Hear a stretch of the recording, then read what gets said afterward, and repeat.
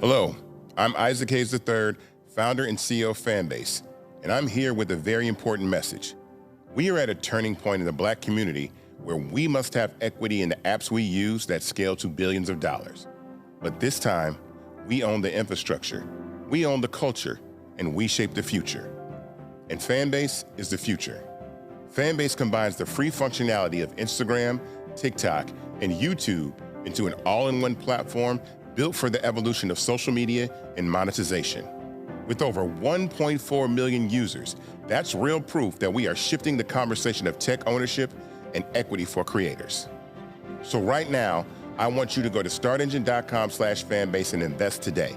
The minimum to invest is $399. That gets you 60 shares of stock in Fanbase at $665 a share.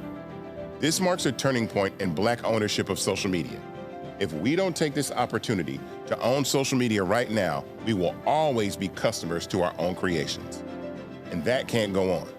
So once again, go to startengine.com/fanbase and invest today. We must own the platforms where our voices live, our stories matter, and where our culture drives the world. Thank you.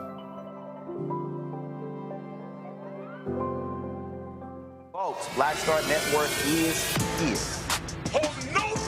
I'm real revolutionary right now. Black power.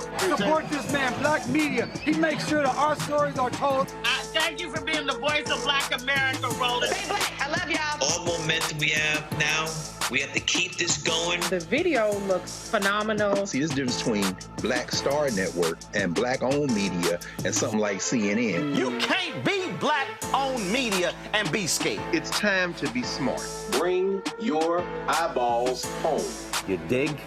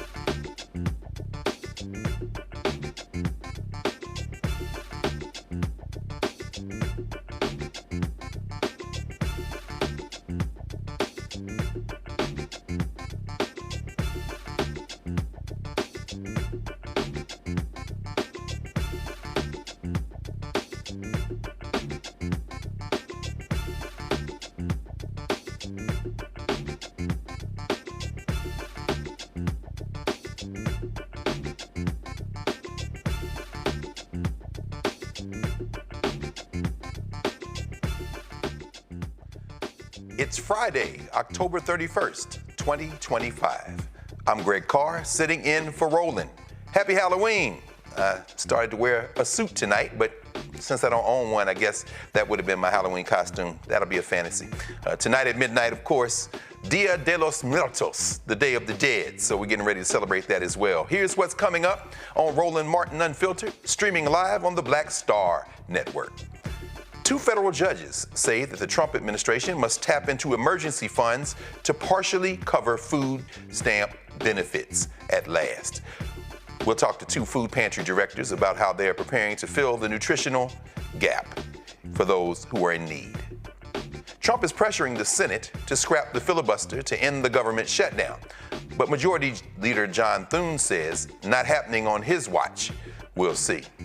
And in Haiti, crime and poverty are rising as the country races to restore order and schedule its first election in nearly a decade. We'll speak with the editor-in-chief of the Haitian Times about the unfolding situation. Plus, AfroTech wrapped up on Thursday. We'll show you Roland's 101s with Tiffany Aliche, Deron Guidrey, and Ryan Wilson, who will share strategies to build Black wealth and drive innovation. It's time to bring the funk on Roland Martin Unfiltered, streaming live on the Black Star Network. Let's go. He's got it. Whatever the miss, he's on it. Whatever it is, he's got the scoop, the fact, the find. And when it breaks, he's right on time and it's rolling. Best believe he's knowing. Putting it down from sports to news to politics. With entertainment just for kicks, he's rolling. It's on go, roll, roll, y'all. It's Roland Martin, yeah. Rolling with Roland now. He's funky, he's fresh, he's real, the best, you know he's Roland Martin now.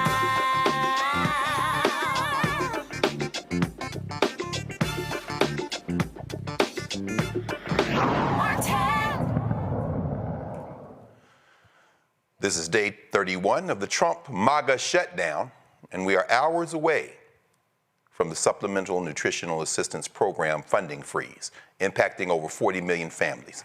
A federal judge in Massachusetts, Indira Talwani, ruled that the Trump administration's attempt to suspend SNAP funding is, quote, unlawful, but she declined to order the program to be funded immediately.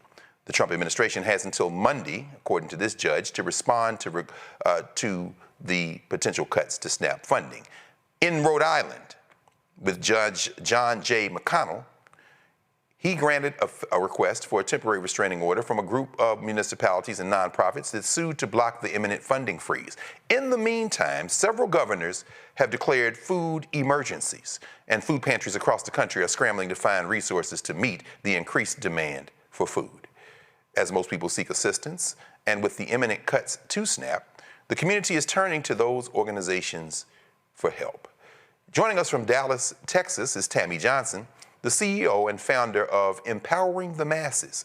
And from nearby Lanham, Maryland is Mel Johnson, the executive director of The Storehouse, to discuss how they are preparing to support those in need. Let's turn to you, Sister Tammy, here in nearby, in Dallas. Talk to us a little bit about what you are facing right now, what you're seeing, sis, and welcome to Roland Martin Unfiltered here on the Black Star Network. Yes, thank you guys for having me. Of course. We are seeing an increased number of individuals needing our assistance. We were already serving nearly 500 families a week, but now our phones are ringing off the hook. Our lines on Saturday mornings for our Saturday drive-through distributions are back to what they were looking like during the pandemic. And so we're just bracing ourselves for what's going to happen starting tomorrow. We have a distribution happening tomorrow, and we just know that our lines are going to be, again, back to what they were during the pandemic. My goodness. Mel, are you seeing something similar here in Maryland? Yes, we're definitely seeing an increase of families just needing some support. We're right at about 6,000 families served each month, and that continues to grow. We, too, have more distribution scheduled for tomorrow. And again, we're preparing for what next week is going to look like and continuing to do the work to ensure that families just feel love in this season. Of course. As you say, both of you, there's obviously increased demand. People are nervous. Is some of the traffic that you're seeing, the increased traffic, because people are anticipating the shutdown, or is it, I guess that must be why, but what would a normal kind of rhythm look like? And by normal, I mean you kind of, as you provide food assistance. Let's go with you first, Mel. Yeah, so for our families, a lot of them are everyday Americans just trying to figure it out. Alice population families, some of those don't even qualify for things like SNAP. And for those that do, obviously it's going to hit them extra hard. So we're just being a bridge to make sure that we're here to support them, especially in love, and encouraging them in this season and just providing what we have that's available. But yeah, we're definitely seeing an uptick. Okay. Tammy, I'm assuming that both you and Mel don't have any prohibitions. Anyone who is hungry can come and receive help. Is it the same for you? You're seeing a surge that is obviously outsized, but what would a normal kind of rhythm look like for you all? A normal rhythm would be our neighbors, about 100 people coming in during the week to shop into what we call a community market. It's set up like a grocery store. We've done our Saturday distribution every Saturday since the pandemic, but that number has increased, and we're seeing a lot of different individuals who are those federal workers who have been off without pay. And we know that's going to be exacerbated starting tomorrow if those benefits are not restored, especially since a lot of them are not going to receive that back pay that from the time that they've been off for the 5 weeks. So those numbers are just increasing, and these are not individuals who typically have to depend on a food pantry. And it's similar to what we were seeing during the pandemic. Like, I just never would have thought that I would have to get into a line and ask for somebody to help me feed my family. And we're sitting, there again with the same stories and the same sadness from the neighbors that we're serving. And we're just there to make sure that they know that there's hope, there's light at the end of the tunnel. We're here to serve you and help you as much as we can. So we're doing our best to serve our neighbors with a smile in the midst of all of this. Absolutely. Mel, the Attorney General in Maryland, of course, was one of the couple of dozen that went to court. Unlike the Attorney General, that nasty piece of work down there in Texas where you are, Tammy. I'm wondering if either of you have any thoughts about whether or not the decisions that came down today from the 2 federal judges in Massachusetts and Rhode Island might keep the wolf from the door. Not that it's going to change anything that's going to happen next week in terms of people showing up for help from both of you. Mel, are you all monitoring the situation? I mean, I'm sure you are, but I mean, how do you think this might intervene as you prepare for even more folk to show up at your door? Yeah, so in Maryland, about 79% of Marylanders are actually on, SNAP benefits. So this affects a large majority of those that we serve. But you know what I've noticed? This is not about what's left or right. This is about what's right and wrong. And people need basic resources like food and healthcare. And all of this debate is unacceptable. We need to be able to have quality access to fresh foods and goods and ensure that families have dignity in the process. That's it. And that's what we're all working toward. Of course. I'm going to bring the panel in a moment. I want to ask you one more quick question. Tammy, we see the export of some of those Border Patrol cats all over the country. We see this guy in Chicago getting drugged before a judge for throwing gas canisters at folk and people like that. But down there in Texas, I'm sure the same is true in Maryland, but certainly in Texas, are you concerned at all about some of these folk that are smashing windows and putting their hands on people, showing up at your food pantry, trying to perhaps catch folk or intimidate people as they're coming simply trying to eat? And are there people who might be maybe a little intimidated or scared or nervous about showing up to get assistance because they're worried about this kind of show of force from these thugs? I don't foresee any violence happening. I think that our community is resilient and they're coming together to make sure that those who are in need are getting the resources that they need. We do have some of our neighbors who are reluctant to come and receive food or get food that are qualified, that more than need it. Mm-hmm. And so those numbers for certain individuals have dropped because they're afraid. And so we're doing our best to make sure that they know that we're a safe space and that we're here to make sure that they can feed their children tomorrow. Yes, ma'am. Yes, ma'am. Well, like Mel said, it's the question of right and wrong. Y'all are doing God's work. Let me bring the panel in so we can extend the conversation. We have, as always, our regular brother, Brother Michael M. Hotep from Detroit, the host of the African History Network and Network Show. Dr. Zachary Kirk, educator and content creator, and Mateo, the justice guy, legal and political analyst. Mateo, let's start with you. Any questions for Tammy and Mel? Yeah, so I heard you talk about the issue. I think there's a compounding issue here. Number one, I don't think the 2 rulings today are going to make a difference in the short or even medium term. I think that the ruling is going to be appealed, and I think that the administration is going to drag its feet to try to delay this as much as possible, just to get an emergency injunction. And then there's this compounding issue of federal forces being out there and harassing people just because, thanks to the Supreme Court, just because they are the wrong color or have the wrong accent. So you might not be concerned, but do you have a plan in place to maybe not have people have to come out to you, but be able to still feed themselves and their family? We do partner with DoorDash right now, and we are able to deliver some of our items to our neighbors within a 10-mile radius of us. However, funding for that is limited. And so we're limited on the amount of people that we can do that DoorDash delivery to. But we're doing our best to make sure that if we are aware and they've made us aware that they're in need of food, that we can make that happen. Is there a way that communities around you can help? You can always donate, to us on our website to make sure that we have the funding that's needed to deliver those groceries to our neighbors via DoorDash. We're going to need human capital every Saturday as if this continues, and we serve every Saturday from 8 a.m. till 10, but neighbors start showing up at our doors at 5 and 5:30. We're there at 6 a.m. getting set up to prepare to serve at 8. And so if you would like to volunteer some of your time to make sure that we can keep those lines off the streets, and then we can serve neighbors quickly and efficiently, we would welcome you. Thank you. Thank you, Mateo. Dr. Kirk. I do want to emphasize, and I wanted to just support Mateo on what he just said. If the contingency runs out, the USDA must seek other funding sources to continue SNAP benefits or risk further disruptions. The Trump administration has been asked to say by November the 3rd whether or not it's even going to comply with this. So again, this isn't meaning that people are going to get the immediate help they need. And I agree with Mateo to drag this out. With us knowing that and looking at people who are watching this from all around the world who are worried, me being one of them, what are some things that we can do in our local community beyond the food bank that we could do that could make an impact or a difference in the lives of people who are hurting and struggling right now? I think if you had, go ahead.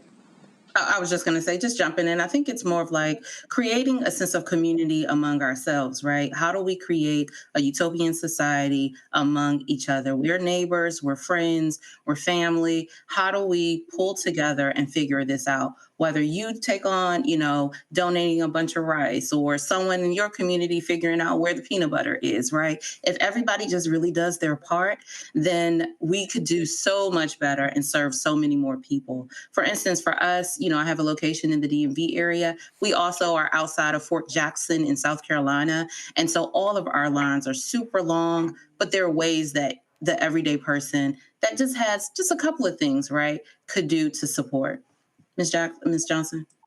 I was going to kind of just piggyback on what you were saying. I was going to say something similar. Like, we're stronger together, and I think our communities are more resilient than we know. We've seen it, happen in the past. So wherever you are, whatever you have, whatever resources you have, if you know that you have neighbors that are afraid to go to that local food pantry because of what they look like or where they're from, and you know that they're going to be hungry, I ask that you kind of fill in the gap where we can't fill in the gap. But I think that if we all come together, have an understanding that this is a basic human need to make sure that you can, have sustenance and feed your families, and provide whatever resources you have at your disposal. It doesn't have to be a lot. If you have $2 extra to go and buy some beans and some rice or something, please do so and make sure that you can help your neighbors as well.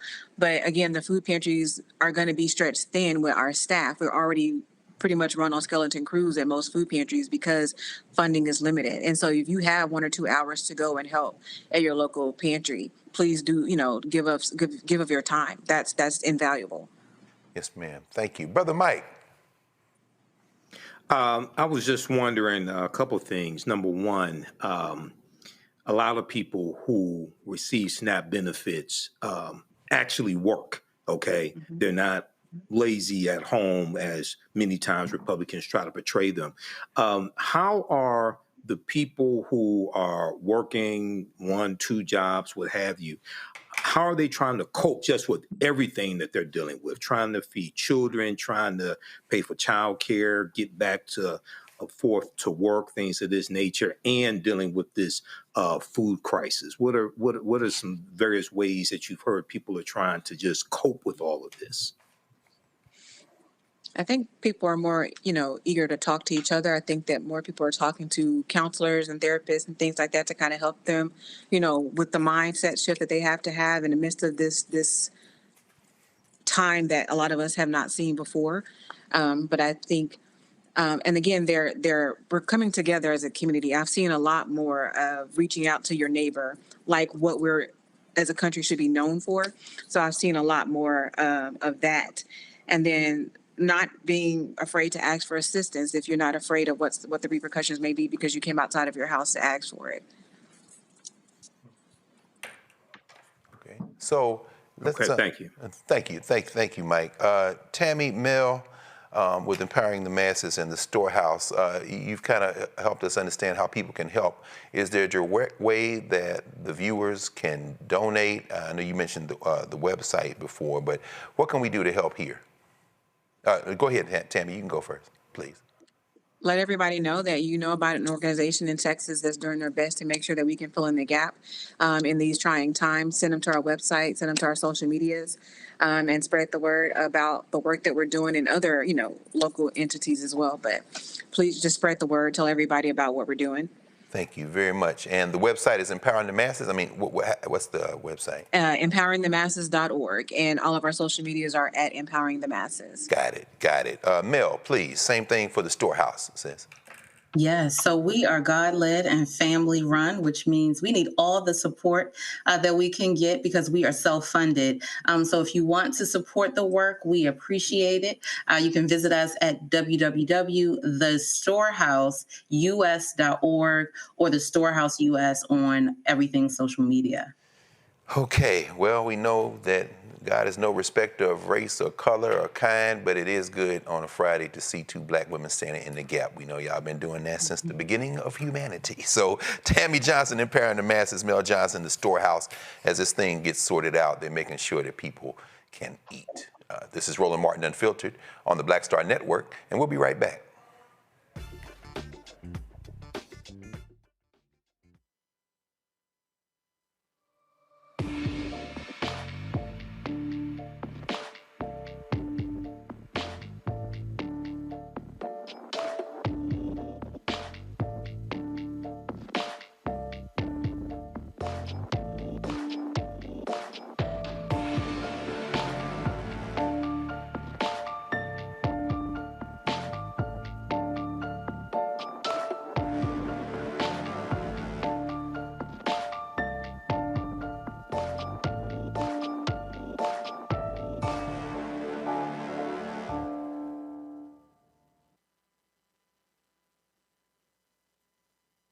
In the military, I gave orders, and they went a lot further than they do around here.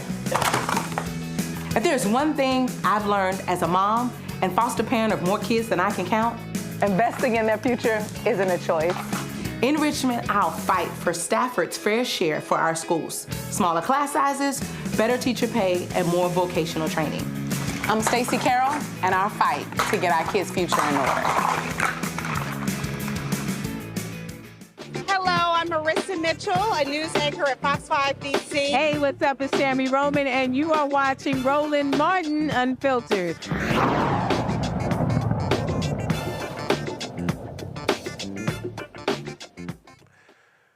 There seems to be no end in sight for this government shutdown. The convict in chief is calling on Senate Republicans to invoke the so-called nuclear option, scrapping the filibuster to push through government funding with a simple majority. But Senate Majority Leader John Thune says his stance remains unchanged, and he continues to support the filibuster as a safeguard against bad legislation. Let's hear from the MAGA Muppet, House Speaker Mike Johnson's explanation about Trump's demand to end the filibuster. What you're seeing is an expression of the president's anger at the situation. He is as angry as I am and the American people are about this madness. And he just desperately wants the government to be reopened so that all these resources can flow to the people who need it so much. Look, I'll just say this in general. As I've said many times about the filibuster, it's not my call. I don't have a say in this. It's a Senate chamber issue. We don't have that in the House, as you know. But the filibuster has traditionally been viewed as a very important safeguard. If the shoe was on the other foot, I don't think our team would like it. The Democrats, look, they've said what they would do. They would pack the Supreme Court. They would make Puerto Rico and D.C. states. They would ban firearms. They would do all sorts of things that would be very harmful for the country. And the safeguard in the Senate has always been the filibuster. But again, not my issue, not something I get to even weigh in on. My opinion on this is not relevant. It's the senators. But I think that it just is another expression of the frustration, of the pressure that is being felt, the anger by the president and by me and all of us that we're in this situation at all. Do your basic job. I'm going to say this again. We have put zero Zero Republican policy priorities on the CR. It is Biden-level policies and spending. They have no excuse at all not to support it. They have no excuse to put all this pain on the American people, except that for what we've just articulated and repeated here every day, they want to give a showing to the radical left fringes of their base, and they want to give illegal benefits or benefits back to illegal aliens and non-citizens and all the other crazy stuff that they've claimed. Truly remarkable. That's the Speaker of the House, Mike Johnson. 290,000 people in his district in Louisiana are on Medicaid. That's 38% of his district, as he sat there and blamed a man who's in full retirement, Joe Biden. You're a MAGA Muppet, my little friend, and you probably need to be quiet, Mr. Speaker. The House remains in recess under Speaker Mike Johnson, and the clock is ticking toward what could become the longest shutdown in U.S. history. Federal air traffic controllers may have missed their first paycheck this week, adding to the growing list of federal workers going without pay. Military members may receive a reprieve as the administration secures funding, but millions of others continue to face financial strain. Michael M. Hotep, you have been tracking this very closely day by day. Russell Vought is somewhere rubbing his little hands together, trying to figure out how to throw more sand in the gears. Talk to us a little bit about your reaction to what comes down from Capitol Hill this evening. Well, it's more of the same. I just did a presentation dealing with Project 2025 last night for Alpha Kappa Alpha Sorority Incorporated here in the Detroit area. And I talked about Russell Vought, known as the architect of Project 2025. Yes, he wants to downsize the federal government more, take back or put on hold construction projects like the $18 billion New Jersey, New York tunnel that he put on hold, claiming that they want to make sure it was not unconstitutional DEI involved in that contract. When we see Senator John Thune's reluctance, House Majority Leader Senator John Thune's reluctance in actually saying he's not going to revoke the filibuster.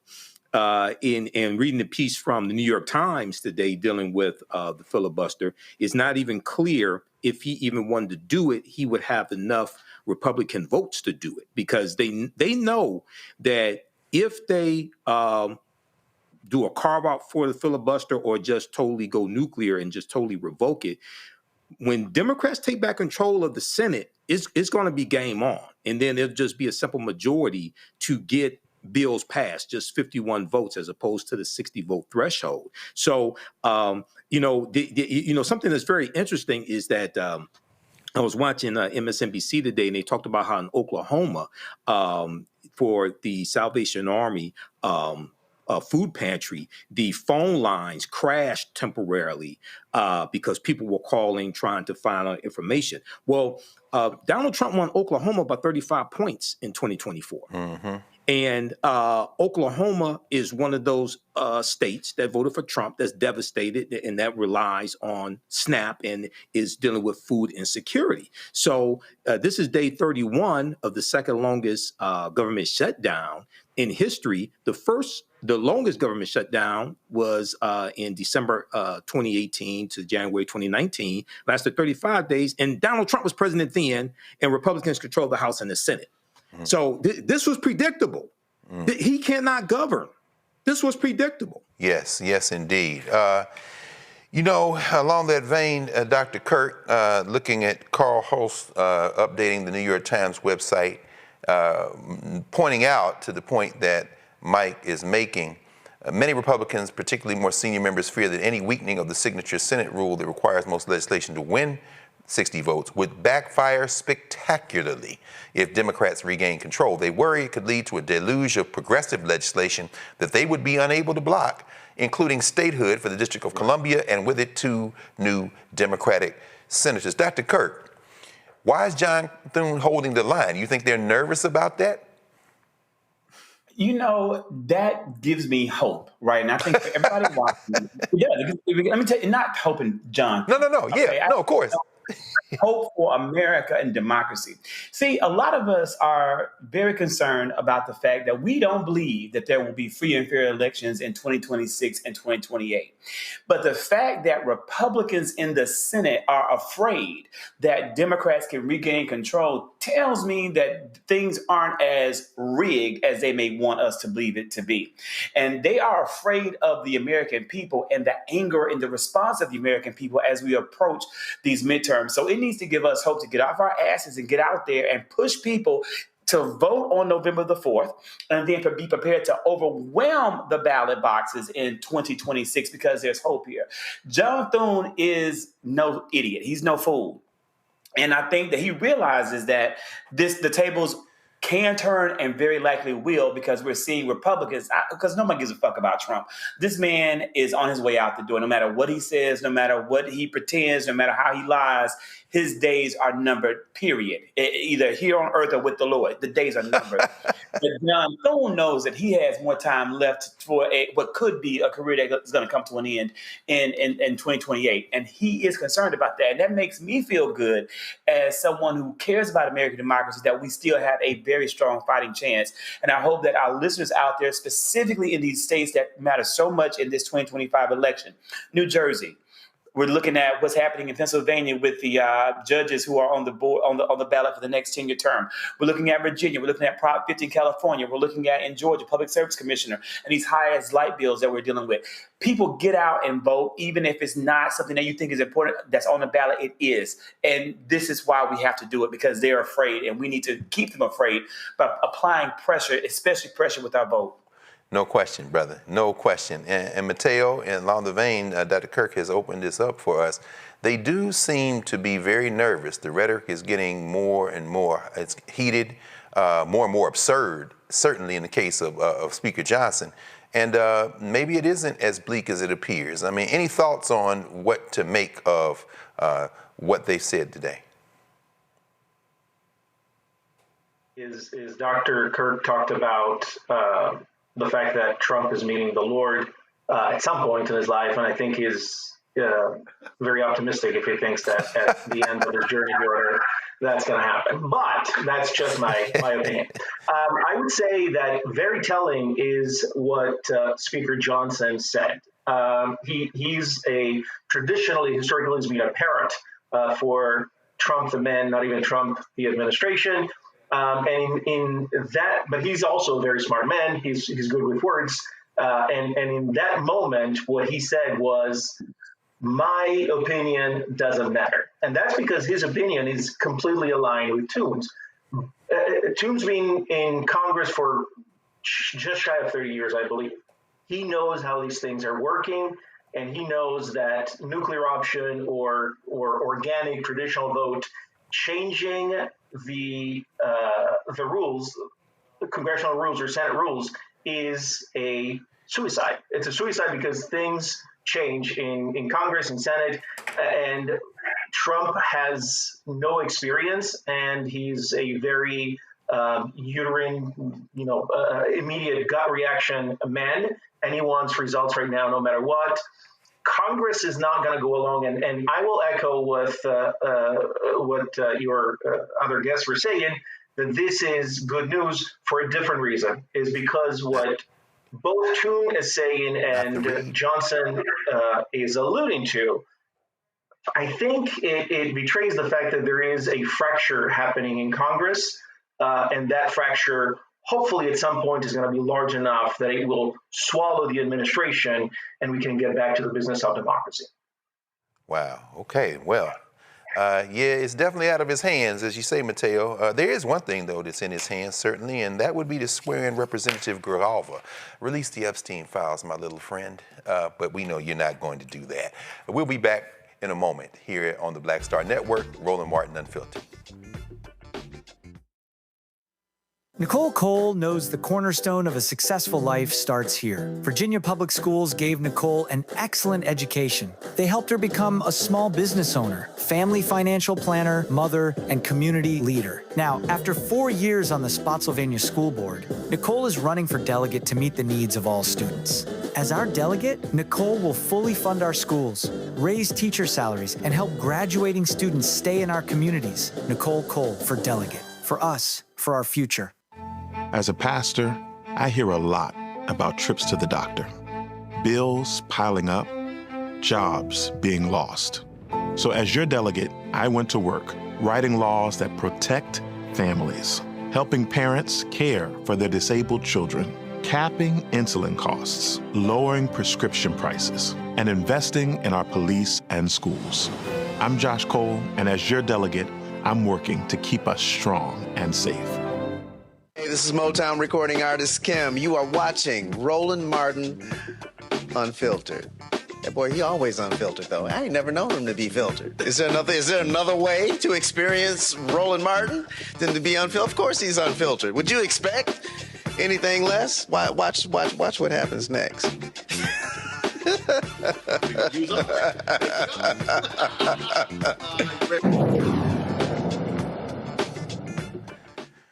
I always do love that Kim bit. I tell you what, with the government shutdown entering its second month and folks going without their paychecks, it's time to discuss finances and budgeting. While in Houston at the AfroTech conference, Roland caught up with the budgetista. I always mess her name up. The budgetnista, Tiffany Aliche, who shared some tips on being financially savvy. Here's that conversation. All right, Tiffany, let's talk money. Yes. So, a lot of people have no clue about money. Yes. We spend it, we earn it, we don't know how to keep it. And most folk, when you talk about even tracking expenses, it amazes me how many people, when you start asking them questions about what they spend, really don't know how much money they spend. How has technology helped make it easier for a person to be able to track spending, but also to begin the process of saving and investing? Well, first of all, the technology has been here for a long time because you might not know, but your bank account knows, your credit card statements know. You can literally pull those statements out, and even now you can upload them to AI to ask, how am I doing? Here are my goals. How close am I? How Now, far when you am I? say upload it to AI, for the person So like who a has chat no clue, GPT. what would they upload it to? You could upload it literally to a chat GPT, for example. So, Roland, the other day, I closed on a property, and I felt like my closing statements were too high.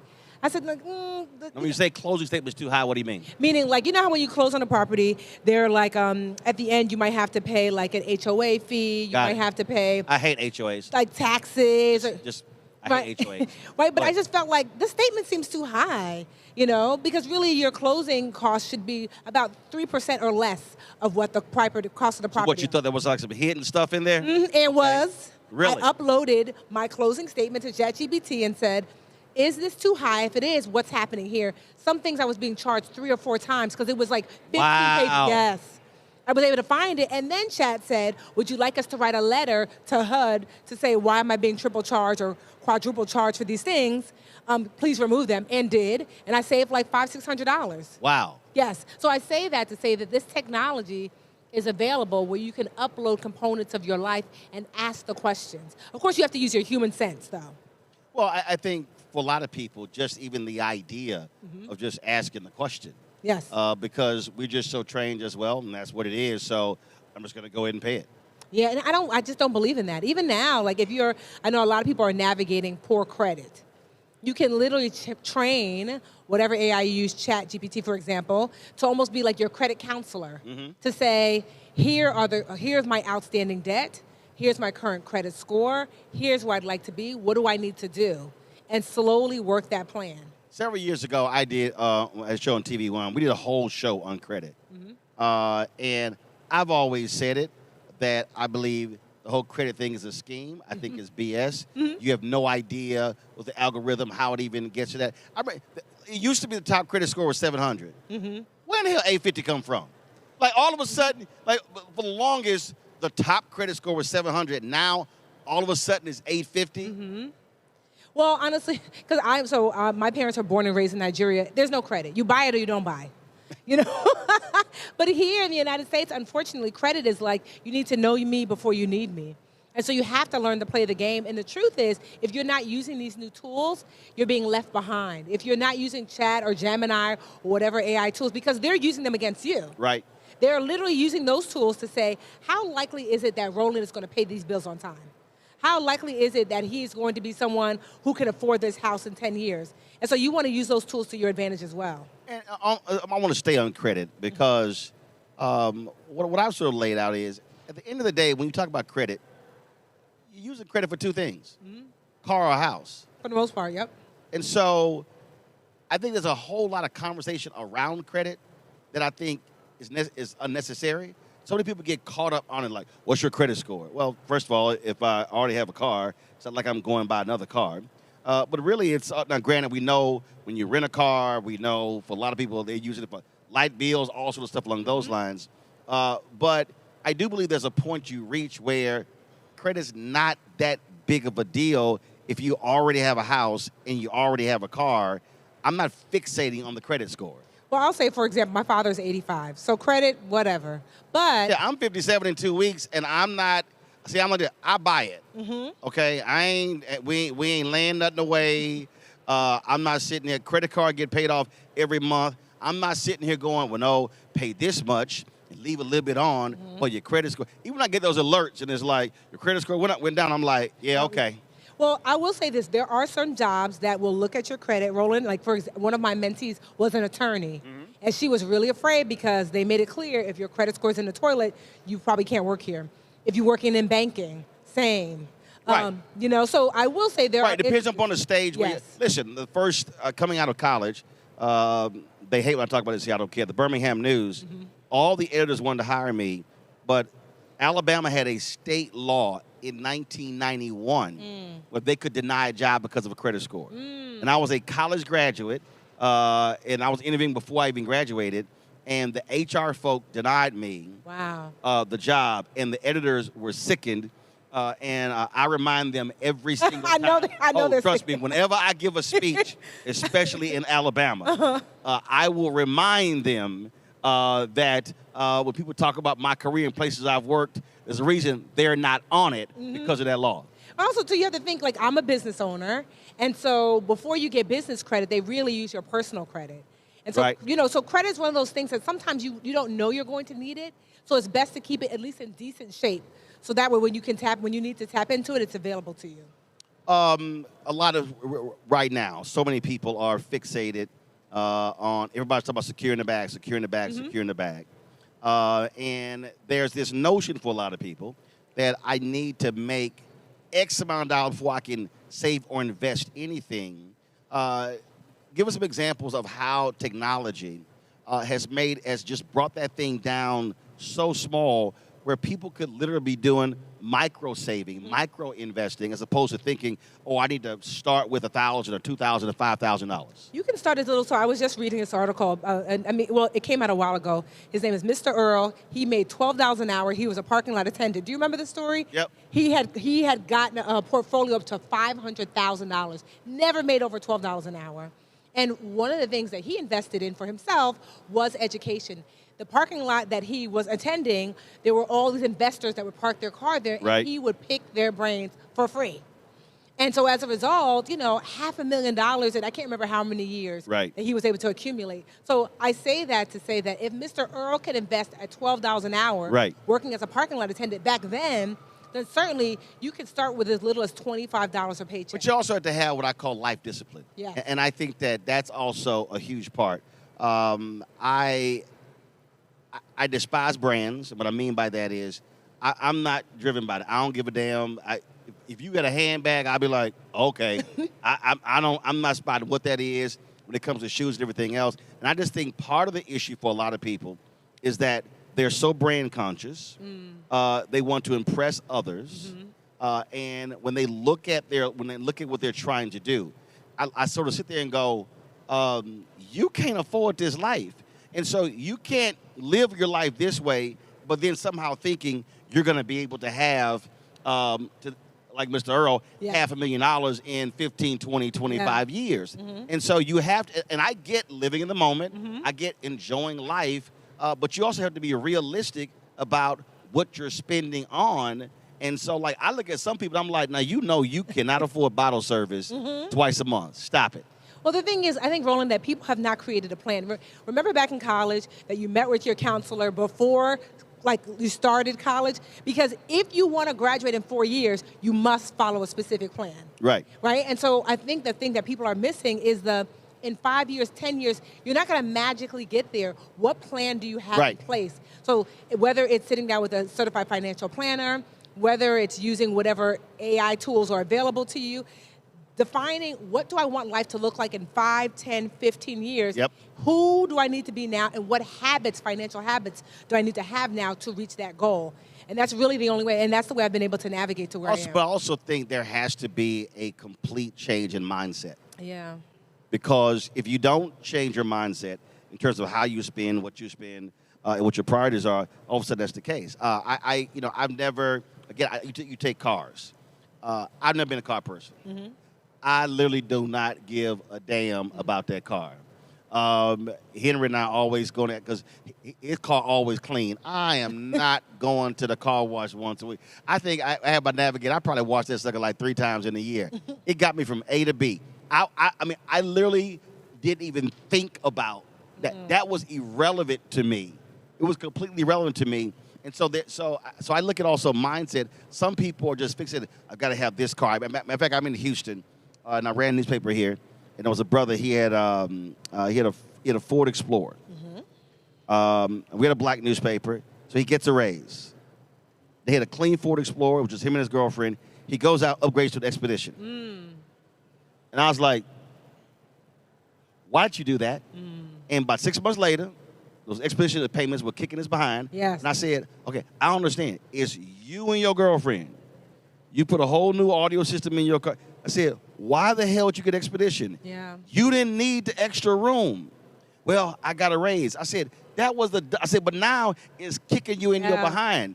And I just think that for so many people, we are fixated on, I've always wanted those things. It's kind of like, yeah, but you can't afford that now. Yeah. Well, I think... So mindset. I think mindset helps also, too, if you have the right community around you. And so I think about my father was a CFO and an accountant, and I have my 4 sisters. Oh, girl, please. You grew up. You couldn't buy nothing. You couldn't buy nothing. My father was like the what is it? Everybody Hates Chris. That was that day. You couldn't buy, hey, Dad, can we get, nope. No, literally.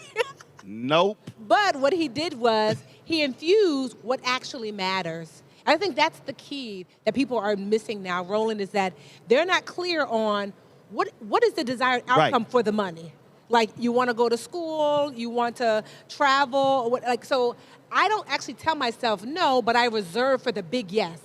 So it's like, okay, if I want to say yes to going to travel to Egypt, then that just means less of something else that doesn't actually move me. So I think that's the key for the mindset shift. It's not about deprivation. Well, when I say mindset shift, making the determination that's not. So, perfect example. When I got a Sprinter in 2020 for the business. So probably about 3 months later, I was in my driveway, and I went, wow, this is the first Mercedes I own. Then I went, and it's totally paid for. It was 100% write-off. And so for my whole life, I was never fixated on, I need a BMW. Yeah. I need a Mercedes. I need a Bentley. So it didn't matter to me. When I treated my Corolla the same way I treated my Mazda B2200 pickup, the same way I treated my Ford Navigator, and the same way I treated my Sprinter. For me, it was a mode of transportation. Yeah. And that's what I mean. Yeah. I remind people, Ross Perot had $3 billion. He drove a minivan. And so I think a lot of us just get so fixated on things as opposed to what is the type of life I want to live when I'm 50, 60, 70, 80. Yeah. And so Prudential did this study to figure out why are people so disconnected from their older self. And it's the same reason why you almost don't see yourself even as your younger self. So I say lean into the fact that you are detached from your older self. I gave my older self her name. Her name was Wanda.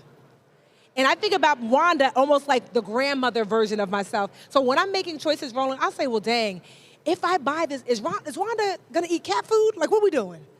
I can imagine Wanda sitting in her rocking chair like, oh, another unnecessary thing that you're getting, Tiffany? Right. Because it is your younger self's job to look after your older self. And so one of the ways to shift that mindset is to pull your older self out, name them, and allow them to help guide you. Like, if I make the decision, how does that affect the older version of myself?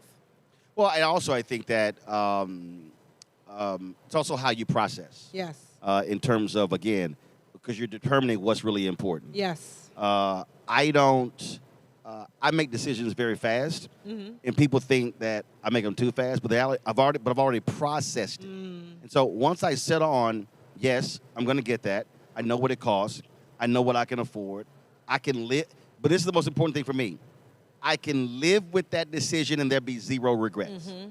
That to me is the biggest thing. Like I never understand folk who get things, and then it's like, I should have got it. what the hell? And now they're exasperated. That to me is also a part of the deal. When you make that commitment, hey, you made it, you bought it, live with it, and keep it moving. Yeah. Well, I'll say this too. Which goes to mindset. Mindset, yeah. And so if you're going to work on anything when it comes to your money, mindset for me is always first and foremost, because your money will never do better than what you think about it. You know, there are people, we've known them who have become millionaires, at least on paper, but really don't have any money because their mindset has brought them back to poverty because that's the way they think about themselves. And so your money will never do better than you. One of the issues that, listen, I've had to deal with this my entire adult life as well. And this is the reality for a lot of African Americans. And that is, you talk about, look at what we spend. What happens when we are, in essence, supporting a lot of folks around us? Yeah. And that's real. Yeah. And so, I mean, if you're black, all of a sudden, let's say you hit, let's say, $50,000. Folk think, oh, you getting paid. Yeah. And Van Jones and I were having this conversation. So his former wife was white. She was white. And he said, man, the conversations that she has when her dad calls are totally different than when my mom calls. Well, to be fair, they've had a head start, if you will. No, absolutely. But the point that he was making, is that conversations that she was having were about stocks, trust, things along those lines. He said the phone call that he was getting was, so-and-so needs this to buy some books, or so-and-so got in trouble and it's 500 here. And so what then happens is, when we start actually adding up 200 here, 500 here, here, you look back over 10 years and you're helping folks raise their kids, all sort of stuff along those lines. That is a real tax on families. And what I say in our community, the problem is, as you get older, now you got parents, now you got others. And so when you look back, all the money you may have helped others with over a 10, 20, 30-year period, it adds up. So we have to I believe we have to begin to break that generational curse to say, listen, how can I help you education-wise do these things earlier in life, so when you have kids, your kids are not trying to borrow from their cousins. So true wealth really is setting yourself up so you're not a burden to your children. When I think about my parents... So you're not what? I'm not a financial burden to my children. So you're right, because when I think about my parents, certainly they didn't have the money to help me with a down payment for a house, but they also don't ask me for money. Do I send them some? Yes. Right. But the conversations that we have are about trust and will and taxes and things like that. And so I have set myself in such a way that, like, my stepdaughter, when she's grown, is not going to have to look after me. Right. You know? And so, but the thing is, it has to start with us, and it starts with education. And so many times we're not willing to do the work now to be who we want to be in the future. That's the key. It's not going to happen magically and accidentally.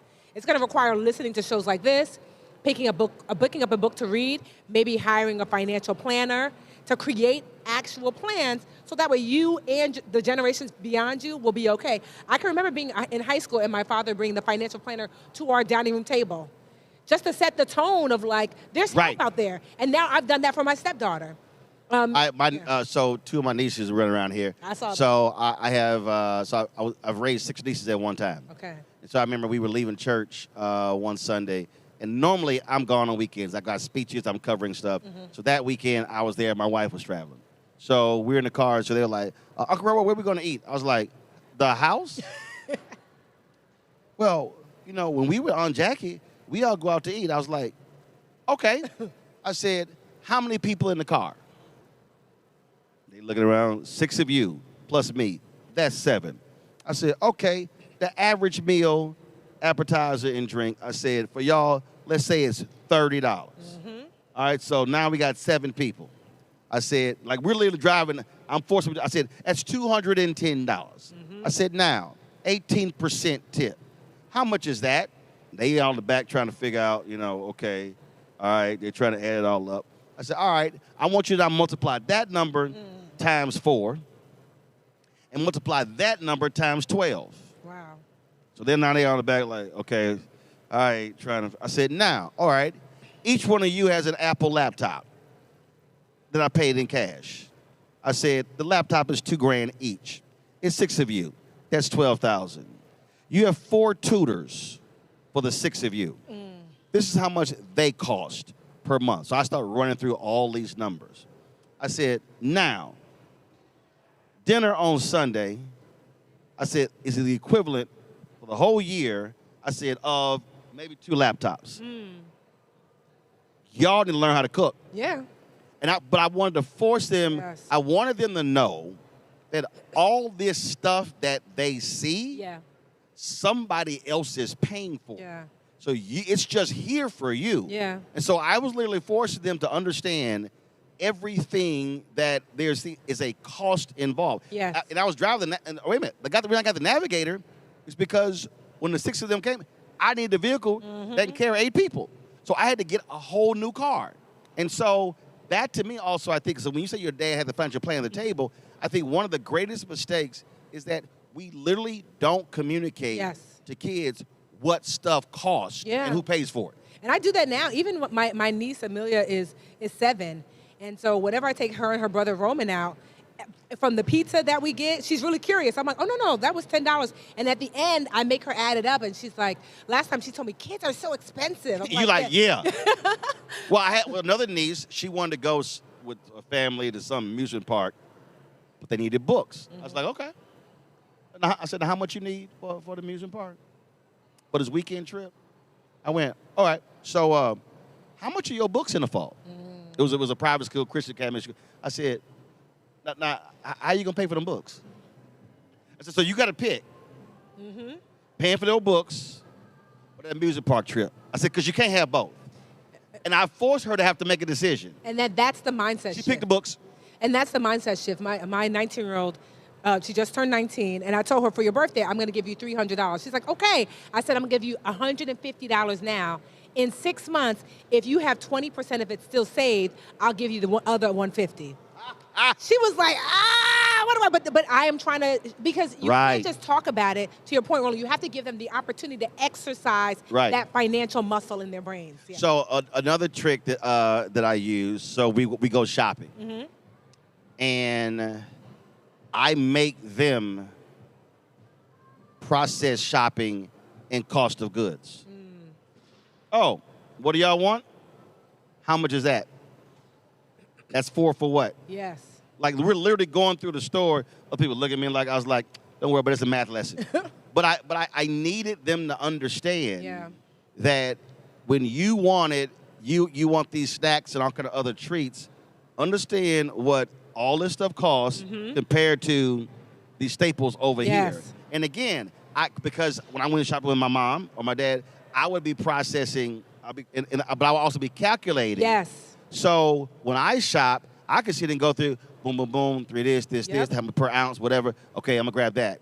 Matter of fact, when we went to college, my brother called home. He was like, Mom, Roland trip, he spent all his money. I was like, bro, I'm not spending all this money.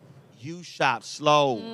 He didn't understand how my brain was working, but I needed to teach them how to calculate why you think that's actually a better deal. How many ounces in that compared to this over here? We need to give our kids an opportunity to practice and make financial mistakes, honestly. Mess up on your credit while you're still really young. Overspend so you realize, well, now you don't have enough money for books. I remember when I was in college, I had a friend who got rims on his car. His father was so mad. He said, who's paying for the next semester? Not me. He had to sit out a whole semester of school because he paid, $2,500 for rims on his car. Oh, hell no. But that was such a good lesson for him. He came back hat in hand, like, I'll never do that again. Oh, yeah, I bet he not. I bet he won't. Because we have to give our children the opportunity to make those lessons, but then to talk about it. So parents can make a lot of money, but if you pass on wealth but don't pass on information, your child will lose that money within one generation. And the data actually shows that. Yes, it does. All right, if folks want more information, how do they reach you? I am The Budgetnista on all the platforms, thebudgetnista.com, The Budgetnista on LinkedIn, social media, Instagram, wherever. I'm here. All right, we appreciate it. Thanks a lot. Thank you, Roland. Thank you for another masterclass, Roland and Tiffany. You're watching Roland Martin Unfiltered on the Black Star Network, and we'll be right back. In the military, I gave orders, and they went a lot further than they do around here. If there's one thing I've learned as a mom and foster parent of more kids than I can count, Investing in their future isn't a choice. in Richmond, I'll fight for Stafford's fair share for our schools. Smaller class sizes, better teacher pay, and more vocational training. I'm Stacey Carroll, and our fight to get our kids' future in order. Nicole Cole knows the cornerstone of a successful life starts here. Virginia Public Schools gave Nicole an excellent education. They helped her become a small business owner, family financial planner, mother, and community leader. Now, after 4 years on the Spotsylvania School Board, Nicole is running for delegate to meet the needs of all students. As our delegate, Nicole will fully fund our schools, raise teacher salaries, and help graduating students stay in our communities. Nicole Cole for delegate. For us, for our future. Josh Cole became a pastor and delegate to serve his community. That's why Josh is fighting to lower costs for families hurting from inflation and make sure we can all afford quality health care. But Sean Steinway has embraced his MAGA backers who support Trump's mass firing of federal workers and the MAGA plan to ban abortion with no exceptions. We deserve better than Sean Steinway. I'm Josh Cole, candidate for delegate, and I sponsored this ad. Hey, I'm Tasha Cobbs, and you are watching Roland Martin Unfiltered. But I need a little filter. I need something. Blow me out. Make me look 35.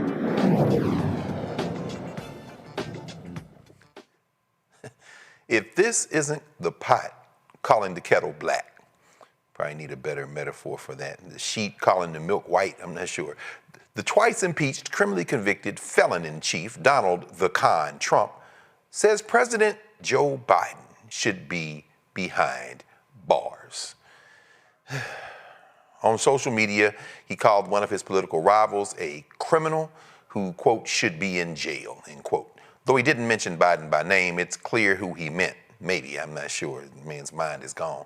Trump linked to a story criticizing the Biden-era January 6th investigation, calling it, quote, politically motivated and, quote, thin on evidence. He accused Biden and former special counsel Jack Smith of wrongdoing, a familiar refrain as Trump's legal battles tied to the 2020 election and the Capitol riot continue. The White House declined to confirm if Trump was explicitly referring to Biden. Well, here we go again. Dr. K, what should we make of this, Dr. Kirk? I mean, is this just another one of those things he's trying to throw into the street to divert attention from things he's worried about, or how do you read this? The Epstein files. Yeah, absolutely. This man is under immense pressure and stress. He's worried as hell because he saw that his good buddy, King Charles, in England has stripped his brother Andrew of all of these titles and all that. And he's worried. He's concerned about that. He's concerned about the public outcry all around this country and all around this world around what was done on that island with this man's best friend. That's absolutely something this man's concerned about. So it's meant to be a distraction, but it's also meant to be a way of rewriting history. President Trump is sitting here constantly putting things out here and trying to switch the narrative and giving his sycophants all across this country, his MAGA cult, the language that they need because they can't think for themselves. They don't have that capacity. They don't have that ability so that they know what to say and how to defend him. as these allegations continue to mount. So yeah, it's a distraction, but it's also an attempt to rewrite history, and it's going to fail because what you cannot rewrite are the facts and the impact of President Biden's legacy and what he's done for this country, and the fact that he left with our economy on the uptick and now it's constantly going down, where he left where farmers had more money, where the American people had more money, where we had solid health care. All the things that we are now losing, never had a government shutdown under the Biden administration. Those are things that this man can never erase or undo, no matter how much he and his administration lies. Absolutely. Mike, another day, another distraction. As Dr. Kirk said, these Epstein files, at some point, they're going to come out either under this administration or the next. I saw a story today that Letitia James is attempting to disqualify one of the prosecutors. They're trying to move the case that she won against Trump to federal court, even as they're appealing the conviction that he suffered last year. What do you make of this? Is this another case of him ranting on social media? This is more of the mental decline of demented Donald Trump. If we go back to July 27th, 2025, Donald Trump called for the prosecution of 5 black people: Barack Obama, Vice President Kamala Harris, Oprah Winfrey, Beyonce, and Reverend Al Sharpton. Okay, for various reasons. Another attempt to distract from the Epstein files. So here you have Donald Trump on his knockoff version of Twitter, and he didn't mention Joe Biden's name, but many people think that's who he was alluding to. He said he is a criminal who should be in jail, but then he also said an ugly person both inside and out. I beat him badly and love watching him squirm now. Well, he didn't win an election against Joe Biden. I don't understand what you're talking about. You beat him badly. Badly how? You lost to Joe Biden. So once again, this is Donald Trump. It went with the government shut down for 31 days, with people who voted for this jackass standing in food lines because they don't have money to buy food. If they're federal workers, they're not getting paid. I guess he's back now from his trip to Asia, where he was dancing and received a crown. He is tore down the east wing of the White House, right, to build this golden palace-like structure. And this is what he's doing. You know, so, I mean, what do you expect? We warn people. This guy's mentally unstable. Not qualified to be president. So I mean, this is more of what's to come. It doesn't surprise me. Thank you, Mike. Mateo, just thinking about this, and Mike kind of led into this. You know, all this posting on social media, Truth Social, they all use now social media, and then the commercial news entertainment media complex picks it up as if it's official policy making, or, you know, people are saying we've seen a lot of this stuff before, but there's some things that just seem so deeply unfamiliar as to be very concerning. I mean, this is the President of the United States, but as Mike said, his diminished mental capacity notwithstanding.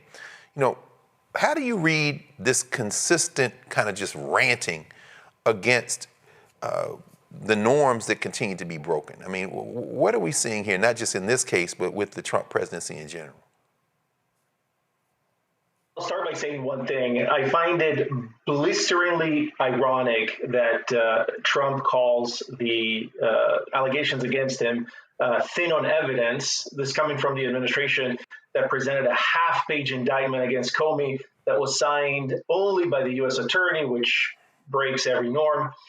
Overall, I think that there's a dual purpose here. I think that some of it is Trump's personal grievances. It's his beef. It's once again his desire to act whenever he feels like it. He's a baby. He's a large orange baby. And like all toddlers, he does whatever he wants.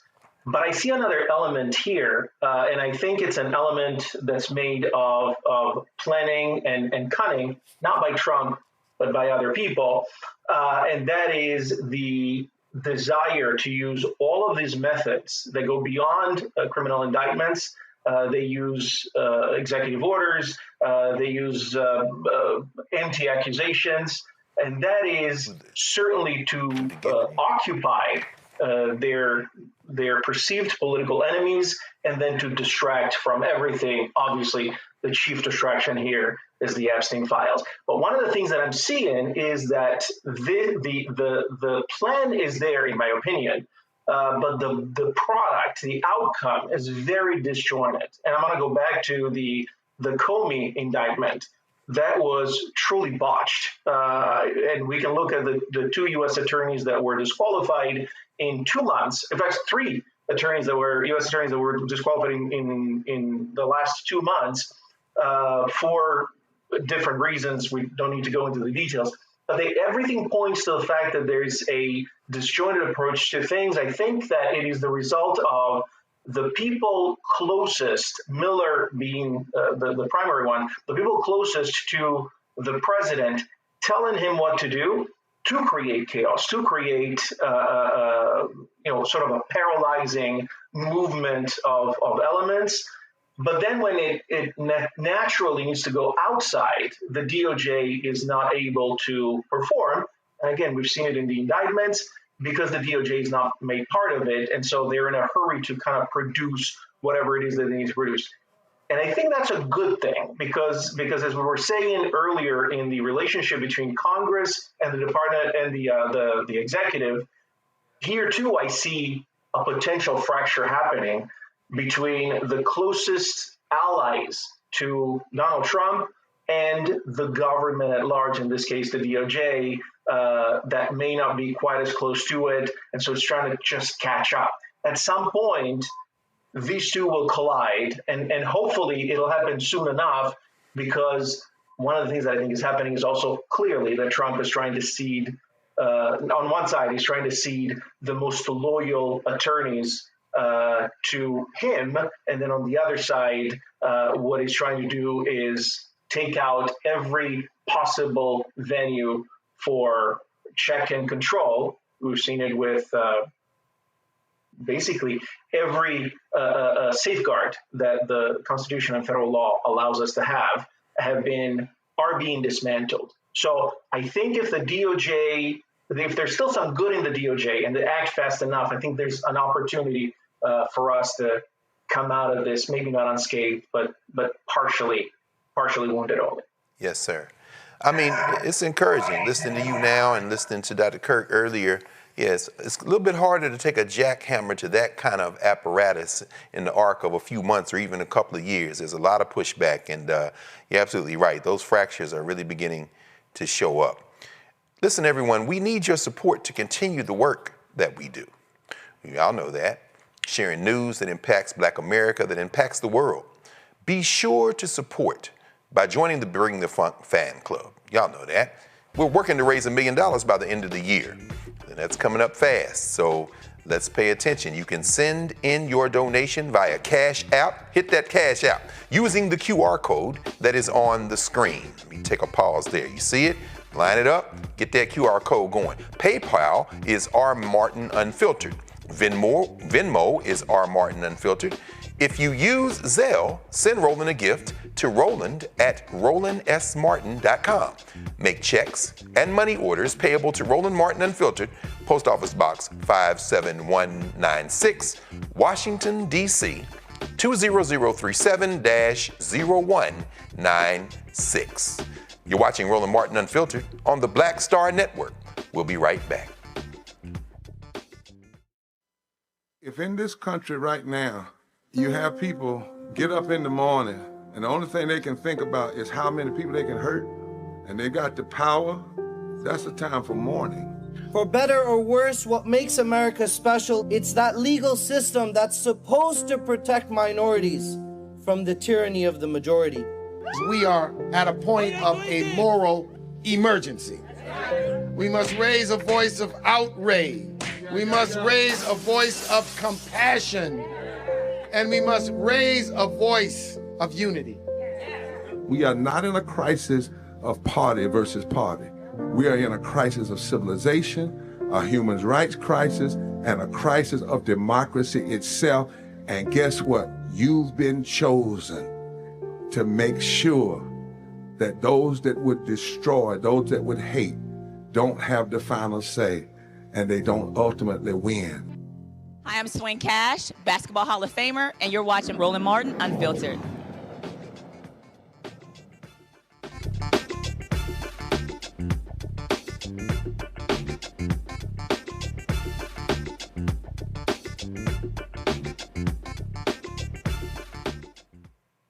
Roland also spoke with Deron Guidrey, the co-founder of Players TV, who explained how athletes are getting the chance to tell their story their way. Let's go back to AfroTech. All right, Deron, the game has changed. It used to be sports writers who are mostly white control the narrative, control the content.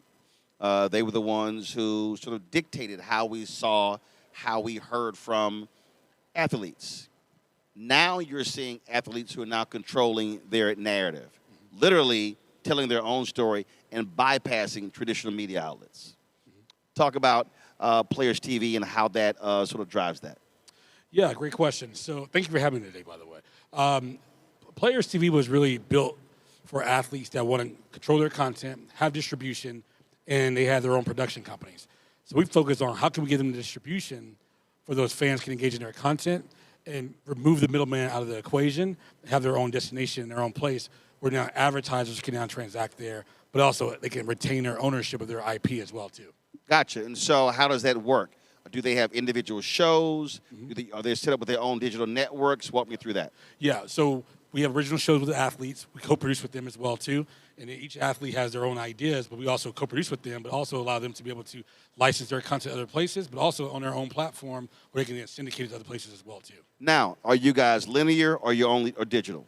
Linear fast. Okay. Yeah. All right, then.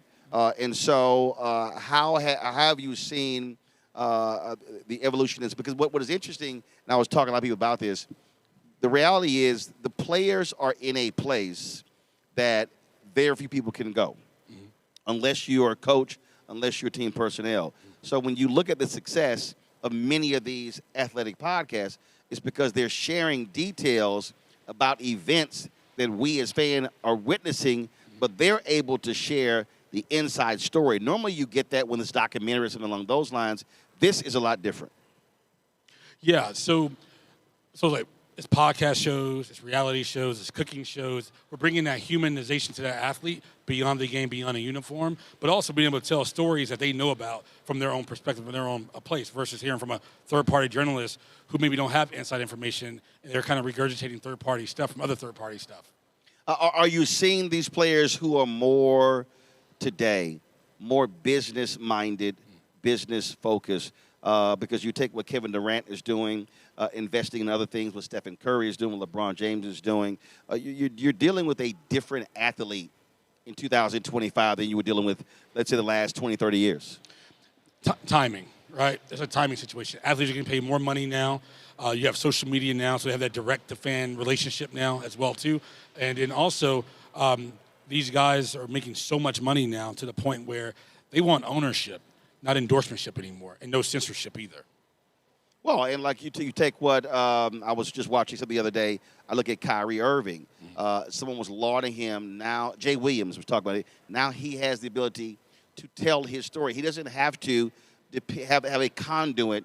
He can actually just go straight to the public to share his thoughts on any subject he wants to. Speaking of Kyrie, he's one of our first investors in Players TV. So he joined the company along with Chris Paul, Damian Lillard, Travis Kelce. A lot of those guys joined the company because they wanted just that. Because at the end of the day, they didn't want to be subject or beholding to ESPN or Fox Sports and ridicule in that lens. And we want to build the athlete up, not tear him down. So what's next? What's next, man? We're looking to expand the network. We're looking to go into the UK and launch Players TV UK with soccer athletes as well. And right now we're on pace of doing $50 million in revenue now, and we're just really focused on scaling the business. And glad to be here at AfroTech around other creators and technology-driven people, and being able to just be around other people that are looking to build and come together and do great things. All right, sounds good. Well, certainly good luck with it, and I hope folks check it out. Thank you so much for having me. me. I appreciate it. Thank you. All right. Thank you. Thanks a lot. Appreciate it.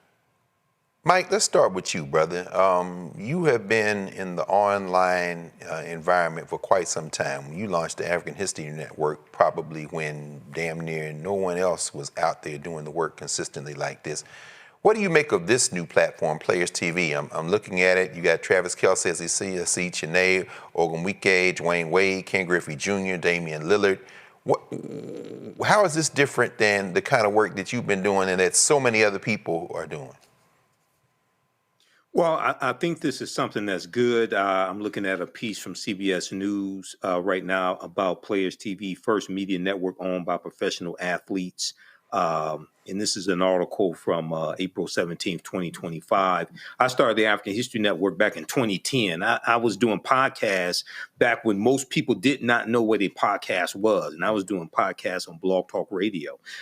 So I think this is something good to give more ownership to athletes. I think athletes have really more power now if they use it than pretty much any time in previous history, because now you can have online platforms, you have social media, so the athletes can shape the narrative more so than the sportscasters or commentators.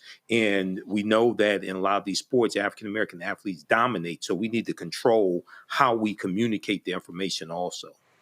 Dr. Kirk, thanks, Mike. Dr. Kirk, it's interesting seeing this formation, which, investors, they offer folk an opportunity to invest in the platform here. A lot of these folks are also platformed on kind of legacy media.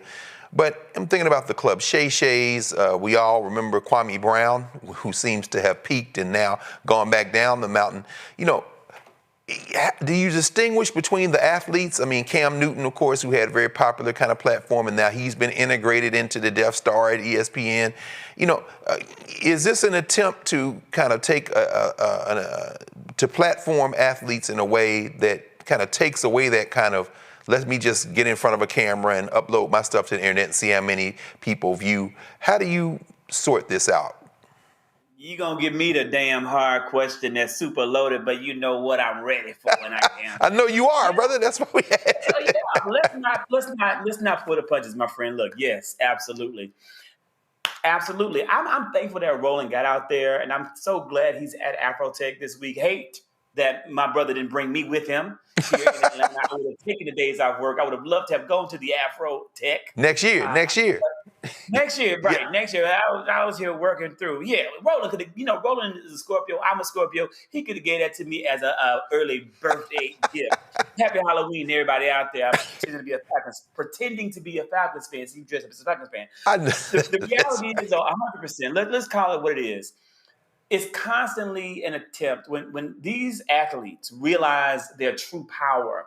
It's constantly efforts to take that power away. When they realize the impact of their voice, when they get out here and they take a stance for the community, they speak up for the community, fight for the community, they don't ever want to see another Colin Kaepernick emerge. And no matter how they are moving and aiming to get that or use that influence. So I think that's definitely a part of it. And so I want to see more of our athletes take their power back, take their money back, and take their influence back. And I also want to see, as long as these universities continue to, some would say bend the knee, I say kiss the ass of the Trump administration. I want to see our athletes, the Black talent that fuels their income, no longer go and support these universities. Why are you sending your child, allowing a child to go to the University of Alabama when they have the egregious policies against diversity, equity, and inclusion at the University of Alabama? That's right. I want to see us, all of us, take our power back in this moment. That's the only hope we have. Indeed, brother. That you done spoke a word right there, brother. Mateo, let me ask you.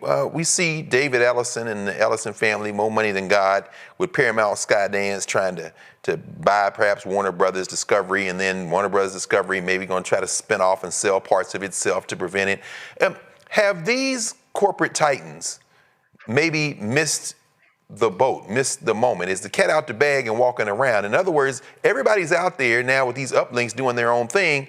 And we think about legacy media, we think about platforms, we think about broadcast networks. Even the people like Shaquille O'Neal or Charles Barkley have their own separate things where they're uploading stuff. How do we sort this media landscape out? And as some of these folks who think they can control some of these platforms, have they missed their moment? Is it too late? Or am I being naive maybe about that?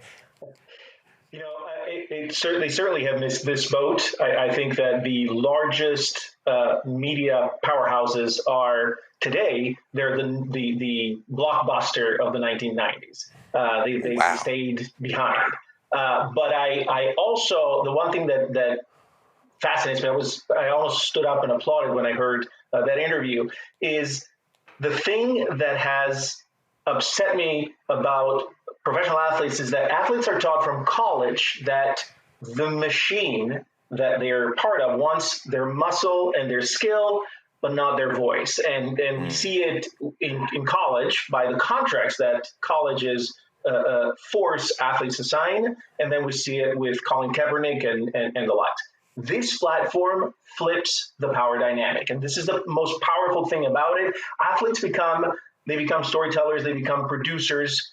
They're not just mouthpieces. And this gives the entire system, beyond the ability for an athlete to monetize himself or herself, it gives athletes the power to speak. And that is, I think, more powerful than any amount of money, because it changes society. I absolutely agree, man. Everything is changing. Hey, Brendan Carr at the FCC. Bye, bye, bye, bye, bye, bye, bye, bye. Anyway, you're watching Roland Martin Unfiltered on the Black Star Network, and we will be right back. This week on A Balanced Life with Dr. Jackie, we're continuing our series of putting in the work, A Chef's Journey. Are you an aspiring chef? Someone who already has a business, trying to figure out what your next steps will be, who to talk to, and how to get there? Well, on this week's show, our great guests and wonderful chefs will talk to you about what it means to discover your purpose, your why of being in the kitchen, and then knowing how to put a business together. The menu controls everything. The menu determines everything. But the business plan is where you have to go back to. When you get into the business, at the end of the day, social media and TV, all of that stuff is cool, but you still have to run a business. You still have to be in relationship with people. That's all next on A Balanced Life with Dr. Jackie here on Black Star Network. Hello, I'm Paula J. Parker. Truly proud on the Proud Family, Louder and Prouder on Disney+. And you're watching Roland Martin Unfiltered.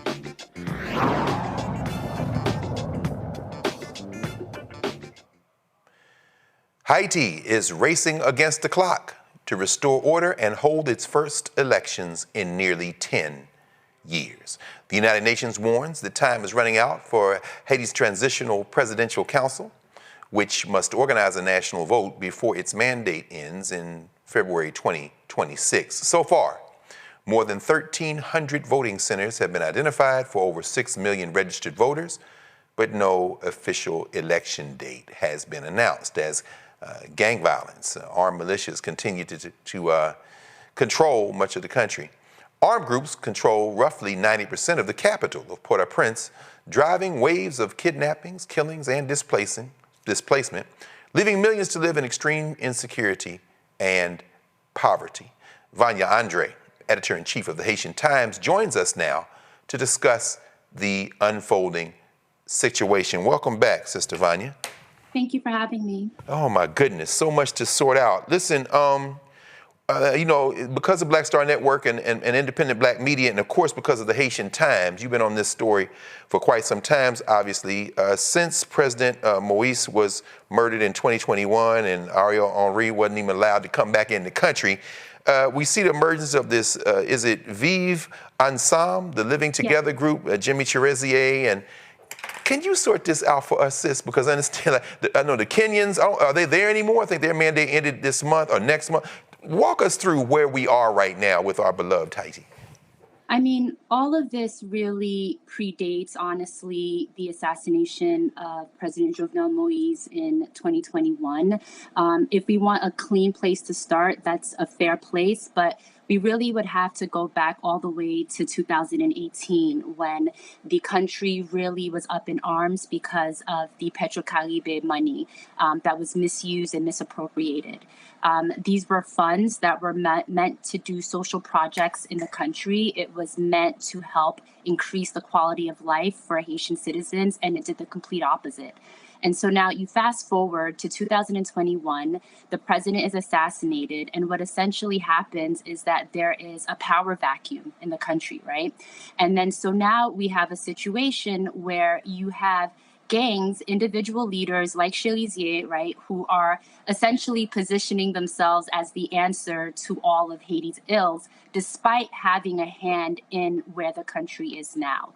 And so what we see happening right now in the wake of the president's assassination 4 years ago is a power vacuum where there isn't any consensus on how to move forward. Right now, we have a TPC, a temporary presidential council made up of 9 members that was not elected. There was controversy in their formation. And then you also have a electoral council that has not done the work needed in order to prepare for elections that's supposed to happen next week, November, right? When this announcement was made earlier in the year that elections were happening in November, my team and I mean, we knew just off of the history of Haiti that this was not something that was actually going to take place. Instead of this year, them taking the time to actually take care of the logistics and all of the technicalities in order to implement elections in a fair time, the TPC Council essentially used their time instead to work on a referendum and a new constitution, which eventually was scrapped after pressure from the U.S. You mentioned the Kenyan mission. This was a mission that personally I feel was doomed to fail from the beginning. This is a mission that was underfunded, understaffed. You had Kenyan police officers that were ill-equipped to deal with the gangs who now at this point, they have ammunition, they have resources that even the Haitian police doesn't have. And so it was really a situation where they were set up for failure, personally, I believe. And now the UN Security Council is looking to backtrack and implement instead this gang suppression force, where there's been little detail on when they would be deployed, who would be a part of this mission, and how long they would actually stay in the country. First of all, for level setting us with Petrocaribe in 2018, all the news that is coming through these legacy platforms tries to make Haiti look schizophrenic and all this. Y'all been messing with the Haitians since they slapped the French and the Spanish and the English around 1804. So let's be crystal clear about that. Thank you for level setting that. As the Gerald R. Ford makes its way to the Caribbean Sea to mess with Venezuela, and like I say, Moise is involved. You're taking money, and then Venezuela looks like it's trying to help Haiti, and nobody likes black self-determination less than these former colonial powers. Help us with this because, well, first of all, just some basic questions. Where are they getting the ammunition and the weapons for? Is it still coming from the Dominican Republic? And this U.S.-backed gang suppression force, these 5,500 alleged police officers, there are no details, right? So in your best estimation of what's going on, what are these external forces involved, and how are they manipulating, manifesting? Because the way I understand it, CARICOM is the one who helped set up the transitional presidential council, but it seems like nobody has clean hands coming to the table. Could you talk to us about this a little bit, please? Well, you make an excellent question in asking where do these weapons come from in the first place, right? I mean, we're talking about military-grade weapons that, again, the national police doesn't have access to, right? And so where the guns are coming from, they're coming from the U.S. I mean, the Miami Herald, Jacqueline Charles, an amazing colleague in the space, she did an amazing report a few years ago looking at essentially this iron pipeline, right, of these weapons that are being smuggled from Florida into these privately owned ports in Haiti. And so when we talk about external factors, on one side, you have the Haitian diaspora, essentially folks that are part of the wealthiest families in Haiti, Haitian oligarchs that have a feet in two countries, right? So they have their homes, their mansions, they're living, they're living their life up in Haiti, but then also have their feet in the US where they're able to leverage resources and contacts there. And so they are the ones that own the ports, right, that are helping facilitate the smuggling of all of these weapons that are in turn then getting their hands in the bad actors, right? Other external factors that we have to think about is who is it that the US, right, the core group, and when I say the core group, I'm talking about the US, Canada, France, Brazil, right? Who are they negotiating with? They're not negotiating and discussing Haiti affairs with the average Haitian, right, or folks that represent the populace. They, again, are in talks with a handful of folks that represent the wealthiest interests in the country, right? And so when you ask what are these external factors, the external factors, it's money and greed, and also cutting out the majority of the population that are being impacted by these policies that are being set. In terms of our regional neighbors, I spent a lot of time thinking about what is CARICOM's role in it. Mm-hmm. And I want to be fair, right? Because of all of the countries in CARICOM, I fully accept and acknowledge, right, that Haiti has a very complicated past. It has a complicated presence and present and future, and that there are a lot of different issues that have compounded over time to lead us there. However, what I have always hoped to see is that we look less to Western powers, we look less to the US to help solve our issues, and we focus more on internal Haitian-led solutions, and then also lean on our counterparts in the region, right? When Kenya was picked to lead this mission, I was baffled. The team and I, we had open discussions, trying to understand how is it that Kenya, they have their own problems in their country, right? Their own strife with their own president, that they are being tapped to lead this mission, when from my understanding, Jamaica had offered, right? Jamaica has had success in quelling gang violence. There are other countries regionally that have more similar gang issues as Haiti does than Kenya. And so when thinking about the external factors, it's really who are allowed to even come to the table and have an opinion and have a proposed solution. The other thing that we see that's happened in the last 4 years that we really haven't seen in years past is the sophistication of the gangs, right? These gang leaders are very well adept at public relations. They are out there, getting interviews with legacy outlets, with mainstream outlets, helping to push a narrative that they are the savior, essentially, right, to all of Haiti's ills.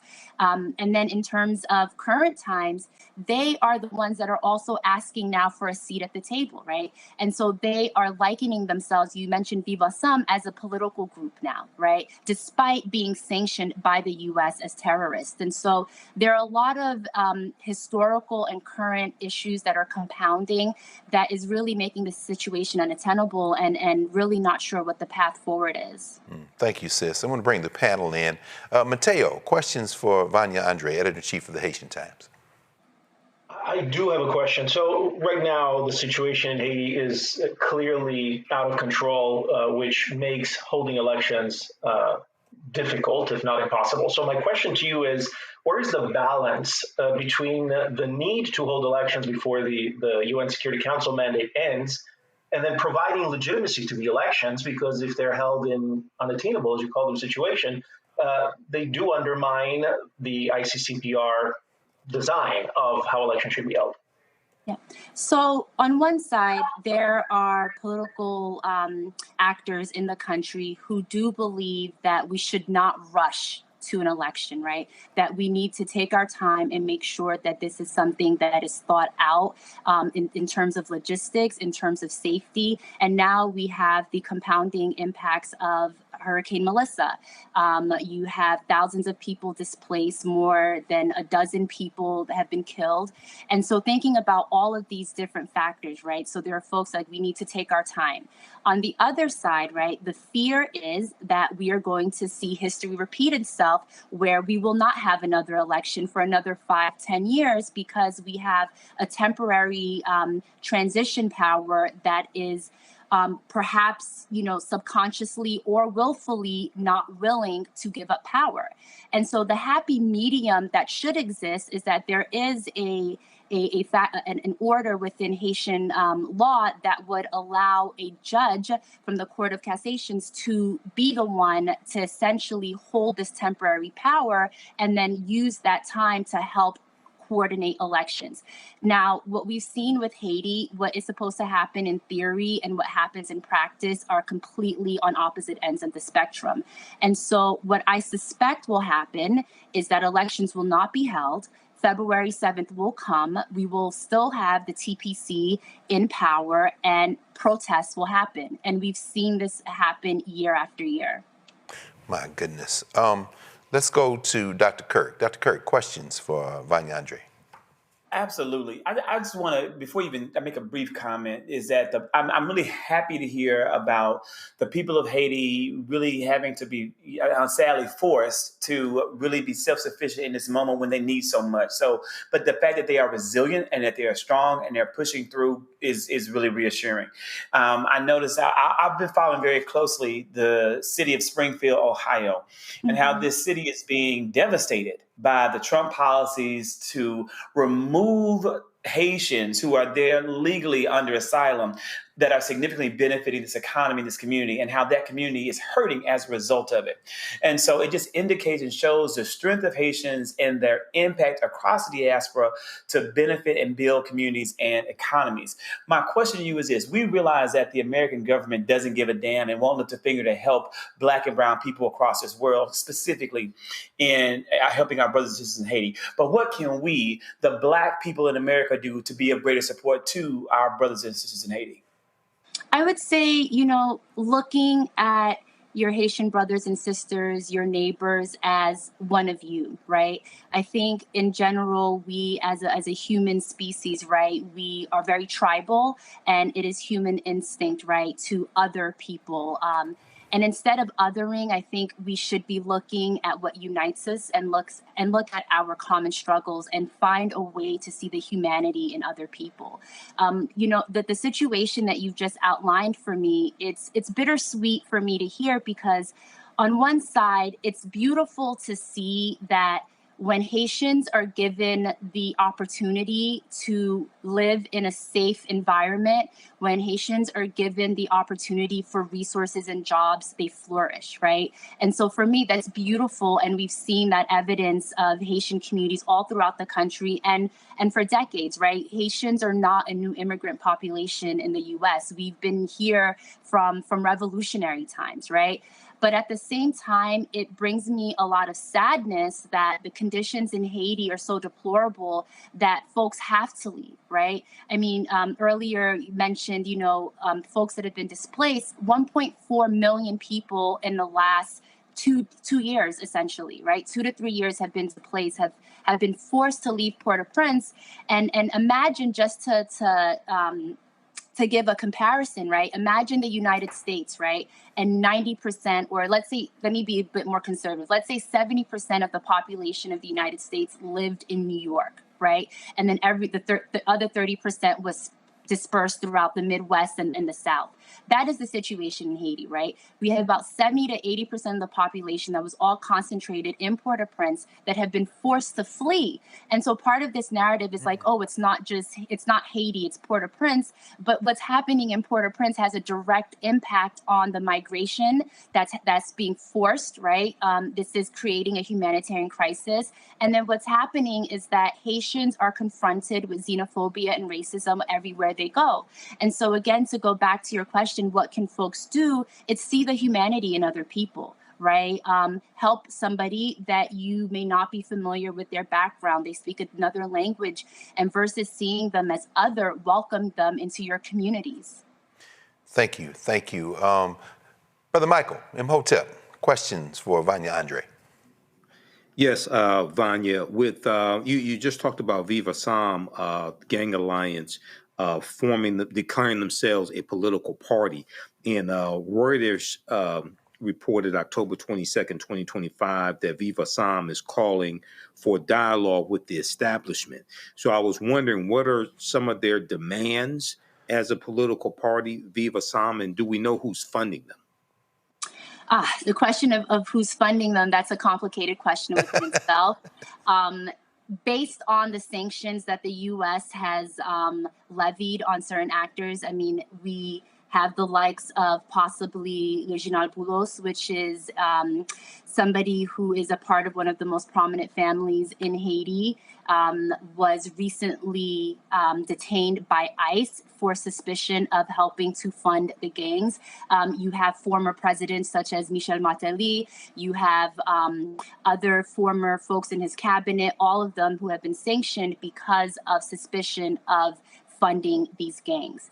In terms of their request, you know, I hesitate to even mention it because I think it's smoke and mirrors, right? So on the face value, they'll mention things, you know, better access to food and resources to the community, yet they are the ones that are blocking roads, right? I was just watching a report a few hours ago of a nonprofit in Cap Haitien, which is the north of Haiti. So this is about perhaps, you know, a 10-hour drive from the capital, where they have to essentially get on rowboats, okay, to get resources, to get food, to get rice to folks in the south of Haiti because the roads are impassable, right? And so the only thing that I feel comfortable giving air to is that they want a seat at the table and have said very explicitly that there will not be any progress in Haiti unless they are able to be a part of the discussion. But I don't understand how anyone could allow them to be a part of the discussion in good faith when they are one of the main reasons as to why Haiti is in the situation it is right now in current times. Right. Thank you. You're welcome. I got one final question, and it's unfair to ask you this, but since you walked us through an incredibly complex situation in a short moment of time, you know, reading some of the statements from Chirezier, thinking about the pride of the Haitian people, I'm thinking about this even in the context of what's going on now in West Africa, in the Sahel region with Burkina Faso and Ibrahim Traoré. The idea that the colonial powers, the former colonial powers, you mentioned the core group, for example, shouldn't be intervening. There's this spirit of no intervention. There's the Haitian people, of course, there are no more proud Africans on the planet than the Haitians. How much of what is going on, certainly as it involves Chirezier's group, is being fueled by the idea that we can work our problems out, but then using that to mask other interests and elements that are on the ground that are exploiting the very people who you're rallying against France, against the United States, against intervention, and then, as you said, perhaps even against CARICOM and others. We know Trinidad, for example, breaking ranks with CARICOM and saying, you know, they backing Trump killing people in the Caribbean Sea. I mean, how much of this, I hate to ask it, but I'm going to ask it anyway, because, you know,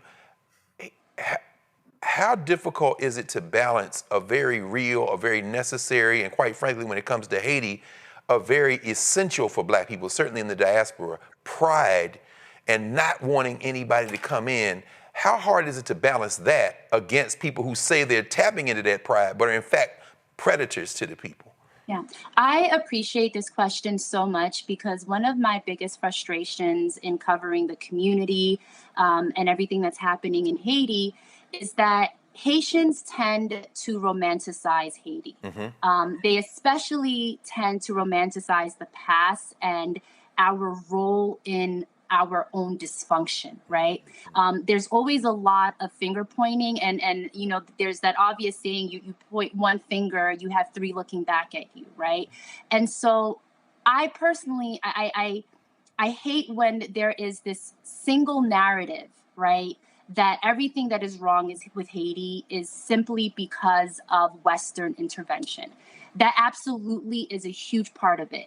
I also get very frustrated when folks bring up our history, right, with the revolution, and that we are being essentially still punished for the right to be free as Black people. Absolutely an aspect of this, right? I've done a lot of time trying to see what countries other than Haiti have a similar history to us, and there is none. No. At the same time, we have to also be accountable for what we allow. And a lot of this, and the folks that are not mentioned, right, often is that there's this middle group, right? And so I've spoken about the population, right, the masses. This represents 80% of the country. And then I've spoken about the 5 to 10%, right, of these oligarchs that essentially really run every single business opportunity. They run the ports, every single industry in the country. But then there's a small faction, right, of Black Haitian politicians who prioritize self over anything else. And I try to look at it from a compassionate place in the sense that, you know, again, Haiti has a very complicated history that no other country on this planet has. And I'm a big believer of mass consciousness, right? And so the Haitian mass consciousness has been tormented, it has been beaten, and that generational trauma is real, right? And so because of that generational trauma, it creates this hoarding mentality that I think has a lot to do with that small faction of these Haitian Black politicians, right, who are willing to sell out their own country for money because they're only thinking about self, right? They are allowing themselves to be used by that 10%. And I make that distinction, the Black politicians, because race is also a very important construct in Haiti that is played out in multiple ways, right? The ruling families are not of Haitian, I mean, this can be controversial. They're not of traditional Haitian descent, right? They're not of African descent. These are folks that their families are from the Middle East, they're from Israel. These are not like the traditional Haitian demographic that you would think about, right? Wow. And so I make that distinction about race because it is very important in this country, right? Race, class, and even everything down to language is politicized. And so I love that you asked this question because there's very few opportunities where I get the very few chances where I get the opportunity to highlight this middle group, right? That's small, but are allowing themselves to be used by the 10% and by the US, so that way they can enrich in their pockets and their families. Sis, as a member of the Black petty bourgeoisie here in the United States, a HBCU college professor, that is a conversation that the American Negro is terrified to have. And the simple fact that you have introduced that, we are all in that little group, and we got to make a choice at some point. So listen, Vanya Andre, editor-in-chief of the Haitian Times, HaitianTimes.com. Y'all follow there. You can support the Haitian Times as well, support their work. You can contribute there. And I love that you all cover the whole range. We saw some of the children who lost their lives, among the others, in Melissa. So our prayers go to them. And we also see on the other side of the ledger that Melissa Sapini is representing Haiti as Miss Universe. Saw that in the newspaper. She has a foundation for education, so you all cover from soup to nuts. Listen, Vanya, thank you for joining us, and please come back soon, okay? Thank you for having me. Of course, of course. Roland Martin Unfiltered will be right back here on the Black Star Network.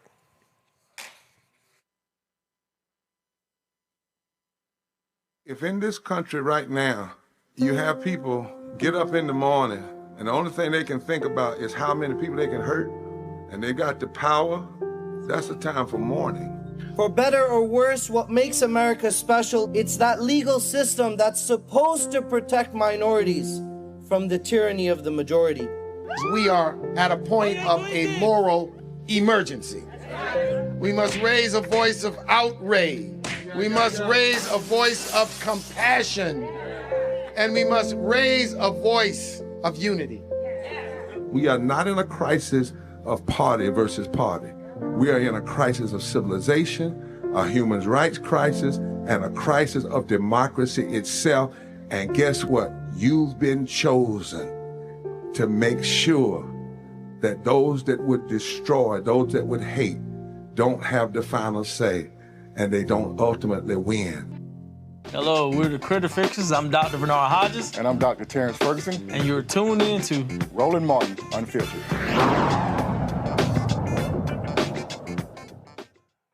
Well, that does it for us. I want to thank our panel, Michael Imhotep, Dr. Zachary Chris, and Mateo, the Justice Guy. Thanks, you all. Thanks to Roland for letting me sit in the chair, because you know we're in good hands. Got Carol and Henry, the whole crew back there. If y'all going out for Halloween, please be careful, because these people out here buck wild crazy. I know y'all done seen these costumes they got on. And for everybody who celebrates Dia de los Muertos, happy Day of the Dead, go commune with your ancestors.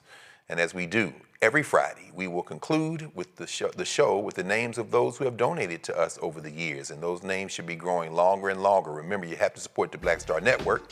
Like Roland ends every show, holla.